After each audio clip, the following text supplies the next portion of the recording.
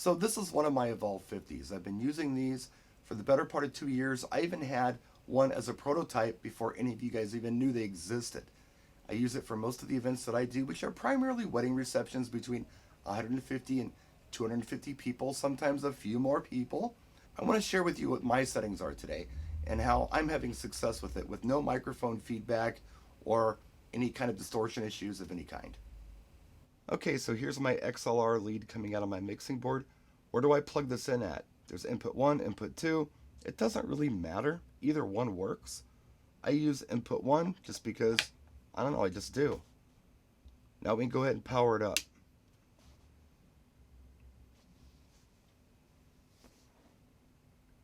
First things first, we're going to deal with the master volume. But before we even do that, we're going to reset everything just in case that you've made some changes on here. You don't remember what changes you made. Let's go back to factory settings. Press one time, you unlock the screen. Press the second time, you enter this DSP menu. Go all the way to the bottom. Reset. Yes. And we'll reset the factory default. Now, here's our master volume, and we do this by turning this knob. We can go plus or minus dB on here. Now, in the old days, when our volume knobs on powered speakers were indicated 1 through 10, I'd crank them all the way up to 10, and I'd let the mixing board determine what the volume was that went out to my audience. But on this new stuff, where it's indicated as 0 dB, I leave it alone. I set it at 0 and never touch it. Now let's go into the menu. The first thing that pops up is mode. And if we click on this button, we'll see we have a few options: music, live, speech, and club. Now logically, you may think you either want club or music. Club would be more boomy. Music would be perfect for what we're doing. I actually prefer live. And I've talked to a lot of people in the know. This is a really good setting for us. So I put that mode to live.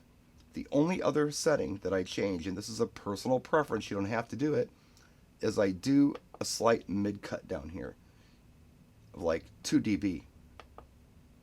Other than that, I leave everything alone. Now, once you've set everything here on the DSP menu, volume, mode, doesn't matter what, it's not going to change until you change it.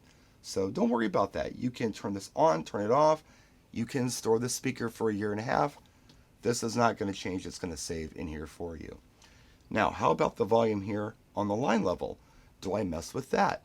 No, I leave that also top dead center, which is 0 dB, unless I'm in a situation where I feel like I need a little more oomph.